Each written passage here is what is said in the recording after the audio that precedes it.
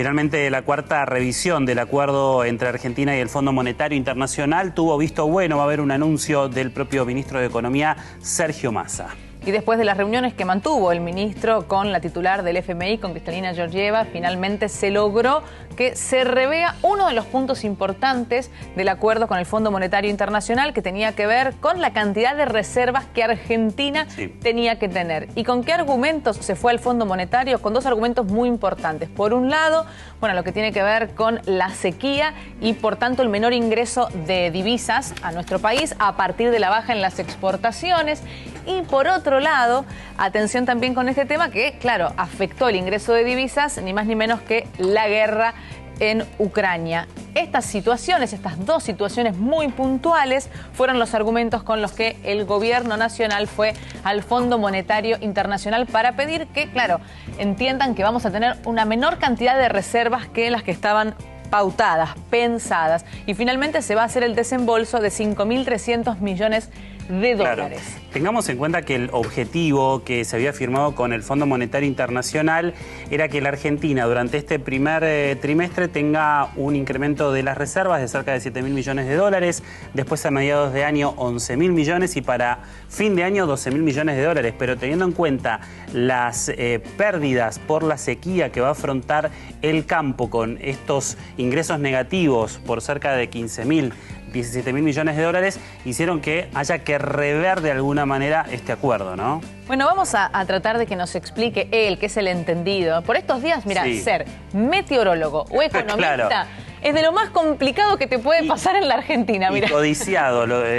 Absolutamente. Presencia. Qué cuestiones complicadas para explicar. Lo hemos convocado a él para que nos explique un poco acerca de esta situación. Adrián Moreno, bienvenido. Muchas gracias. Hola, muchísimas gracias. Voy a volver más seguido porque si me tiran esos piropos tan lindos, la verdad que es muy ameno. Justo un día tan... Complicado. Es más, yo estuve sin luz anoche, así que imagínate. Bienvenido. Somos parte del mismo grupo de usuarios. En esa situación. Pero bueno, la verdad que sí, un lunes cargado de noticias, cargado de... Por un lado, bueno, con lo que tiene que ver con el acuerdo con el Fondo Monetario Internacional, tenemos como un cierto guiño, ¿no? Bueno, como que desde el exterior todavía tenemos un cierto apoyo. Creo que no fue, digamos, algo malo lo que se acordó en estos dos encuentros de Sergio Massa con Georgieva, hablando sobre específicamente entender la situación actual de la economía argentina y fundamentalmente con la recaudación de reservas a partir de una situación histórica en lo que tiene que ver sobre las divisas, ¿no? En una sequía, en un contexto de sequía, un contexto histórico. Yo daba de alguna forma dos argumentos muy fuertes con los que el gobierno fue a hablar con el FMI. Uno es la sequía, que me parece un poco más sencillo de explicar, esto de, bueno, hay menos producción, exportamos menos, vendemos menos hacia el exterior, claro, entran menos divisas, como que el cuento es más fácil. Ahora, y somos un país agroexportador, claro, ¿no? Fundamental. Entonces, pero si tenemos que explicar cómo la guerra de Ucrania termina afectando el ingreso de divisas en nuestro país y modifica la economía del mundo y nuestra economía, ¿cómo lo explicamos, Adrián? Sí, ella es un poquito más complejo. Creo que la verdad que la primera razón que mencionamos es mucho más sensata, mucho más correcta a la hora de entender y también, sobre todo, a la hora de poder, de alguna manera, explicarle al mundo qué nos pasa como argentinos y también, bueno, de alguna manera también el replantearnos cómo vamos a obtener, digamos, estas reservas y que tampoco tenemos que estar constantemente dependiendo del campo. Claro. Ahora, Adrián, el otro día, el jueves, habló Cristina Fernández de Kirchner y dijo hay que rever el acuerdo con el Fondo Monetario Internacional en algún momento. ¿Vos pensás que esto pueda llegar a ocurrir, que la Argentina pueda revisar el acuerdo con el fondo y qué consecuencias pueda traer para la economía? Ella dijo hay que pagar, sí hay que pagar, pero en otros términos, haciendo que la Argentina pueda crecer para poder pagar. Seguro, me parece como que, bueno, ya hay una revisión ahora, ya hay como, digamos, una cautela en cuanto a lo que tiene que ver con la meta de reservas específicamente, así que ya vamos como obteniendo, digamos, algunos permisos, por decirlo de alguna manera, y creo que esto es bastante positivo y seguramente que, de acuerdo a cómo nos vaya, recordemos que estamos en un año electoral, por lo tanto, el tema gasto público, el tema digamos, que tiene que ver con financiamiento también de nuestro país, digamos, va a estar como con ciertas pujas que de alguna manera lo que pueden representar es que en algún momento haya una negociación de los pagos con el Fondo Monetario Internacional. Pues quizás para la persona que nos está mirando del otro lado es importante saber que ahora el Fondo Monetario va a destinar cerca de 5.300 millones de dólares a la Argentina, pero Argentina tiene que volver a girar todo ese importe al fondo porque tiene vencimientos con el organismo, ¿no? Seguro, seguro. Pero bueno, también, digamos, Cristina Fernández de Kirchner también de alguna manera yo creo que lo presenta como también manteniendo su postura, ¿no? Que no se encuentra tan alineada a lo que tiene que ver con el Fondo Monetario Internacional. Bueno, y por otro lado, lo que el fondo sí está pidiendo como una condición sine qua non es que los sectores de mayor ingreso no tengan más subsidio de energía, que directamente ya no tengan subsidio. ¿Crees que el gobierno lo va a hacer de forma paulatina? Porque digamos, viene intentándolo hace rato, ¿no? Esto de quitar los subsidios, con las encuestas que realiza para que uno pueda renovar el subsidio. ¿Crees que ya de forma definitiva a los sectores de más ingresos directamente le va a hacer un corte muy definitivo? Yo creo que en un año electoral, como decía anteriormente, porque tiene un costo, todo tiene un costo. Exacto. Todo tiene un costo político. Un costo de oportunidad, un costo político, entonces me parece como que hay que, digamos, controlar el dólar por un lado y, digamos, también estos cambios que se vayan haciendo deben ser, obviamente, paulatinos, deben ser, de alguna manera, moderados, ¿no? Bien. No, pensaba en el dólar, del que recién hablábamos, bueno, ¿no? Se dispara el dólar. Si es positivo lo que se acordó con el Fondo Monetario, ¿por qué el dólar se disparó? Mira, sí.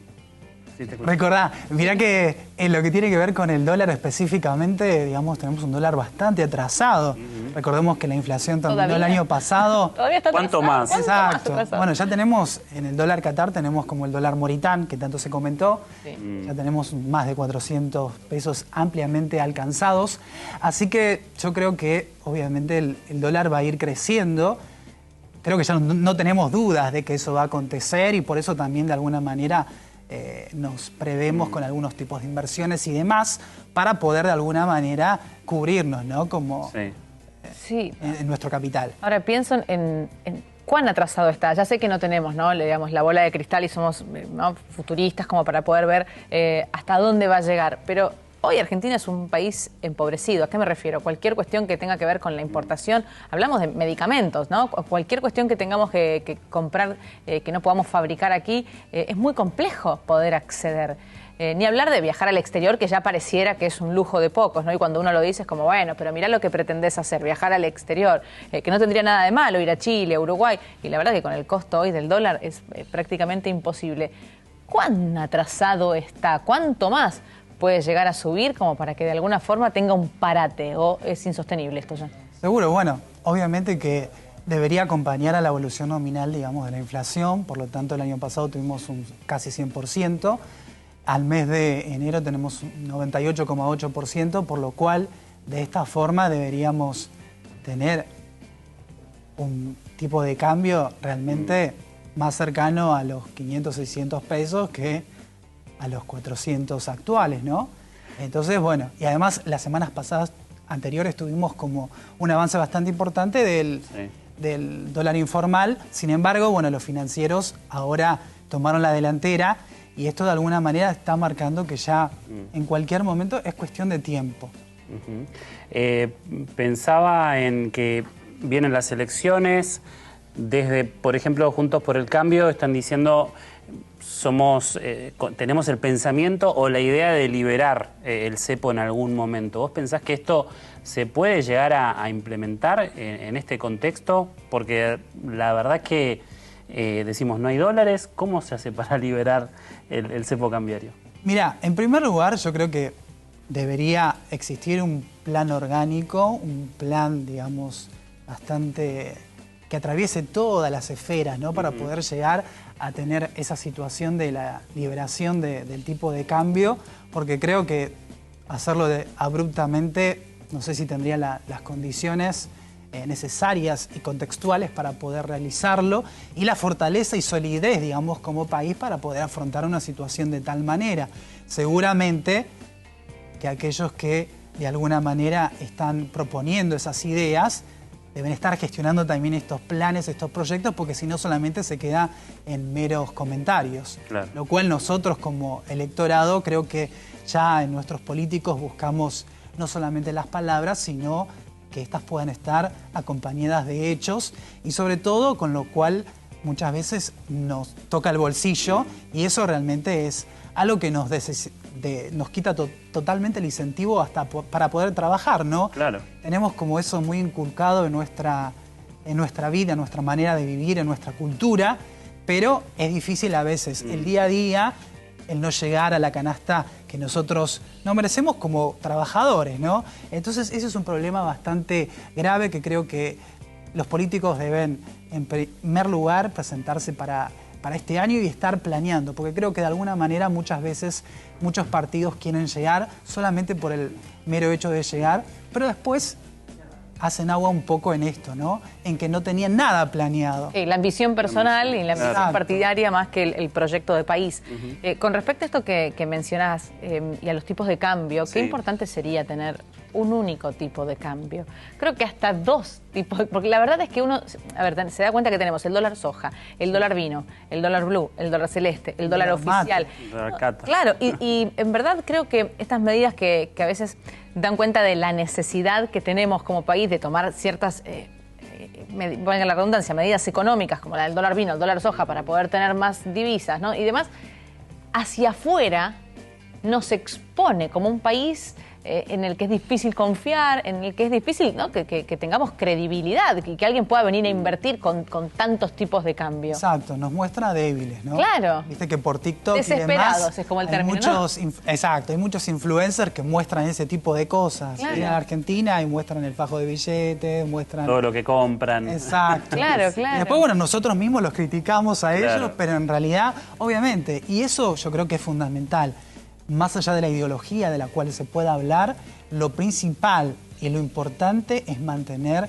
esa transparencia, esa credibilidad ante el exterior. Entonces, bueno, siempre queremos que vengan a invertir y que vengan a respaldar nuestros proyectos, que son muy valiosos. Por ejemplo, el de Vaca Muerta es un proyecto que va a generar muchísimo para el país, que va a generar divisas a nivel internacional y nos va a dar, de alguna manera, un crecimiento exponencial, creo yo, en lo que tiene que ver con el sector energético, pero esas divisas vienen también acompañadas de estar sólidos a nivel país. Confiando en tu mirada y en tu visión con respecto a lo que puede llegar a pasar con el Fondo Monetario Internacional, cambia de gobierno, tenemos que seguir pagando el fondo. ¿Argentina va a hacerse cargo de este acuerdo o vamos a entrar en una sesión de pagos en algún momento? Porque lo que vemos es como que el gobierno tiró para adelante la discusión con el fondo. Los vencimientos, bueno, recién a partir del 2024, ahí se va a saber la verdad, hay que empezar a pagar sí o sí. Pero digo, estamos en un contexto donde Argentina puede llegar a hacerse cargo de esa deuda. ¿Argentina va a empezar a crecer en algún momento para tener esos fondos necesarios? Yo creo que Argentina va a pagar, pero va a pagar a su manera, ¿no? Es muy a la manera argentina. Entonces, y creo que el fondo también nos está medio dejando... ¿Cómo es esa manera? Pagar de esa manera. Sí, pautando de otra manera, negociando de Reacordando, nuevo. renegociando. Exacto, ese tipo Claro, de porque el cosas. problema y también lo tiene el fondo, ¿no? Porque no es que nos dio 2.000 millones, nos dio 40 y casi 50.000 millones de dólares. También son responsables ellos por dar este tremendo crédito a un país. Exacto, ellos están acompañando y de alguna manera nos están sosteniendo la mano todavía. Sí. Entonces, Pues digo, Argentina si no paga, ellos también van a tener un problema, digo. seguramente no es lo buscado, digamos, por ello. Y creo que desde ambas partes buscan estar en contacto, trabajando juntos, Claro. por decirlo de alguna manera. Entonces yo creo que, con respecto a lo que decía anteriormente, la Argentina puede crecer en el sector de Vaca Muerta, en el sector energético, que es un sector energético que el año pasado tuvo un crecimiento realmente notorio en el mundo. La guerra de Ucrania y Rusia tuvo un gran digamos, potencial para Impactó positivamente, Exacto, ¿no? para que el petróleo subiera como nunca antes. Entonces creo que al tener un proyecto... Todo por la necesidad, digamos, de comprar en Argentina. Claro. Sí, y por el mundo también. Digamos, sí, el claro. sector energético a nivel mundial creció de una manera exponencial. compañías acá, las líderes, Claro, claro, sí. registraron precios históricos, aunque todavía estamos en precios bastante bajos en comparación con los que tuvimos en algún momento. Entonces creo que ese sector puede acompañar, digamos, el crecimiento que puede alcanzar la Argentina de cara a los próximos años. Las inversiones se están haciendo, ¿no? Digamos, no es que... Sí. A nivel regional, Argentina cuenta con un gran apoyo, un gran soporte de países que están de a poco acompañando este sector que tanto nos puede ver crecer. Nos debemos a vaca muerta, señora. Nos encomendamos. Récele a vaca muerta todos los días.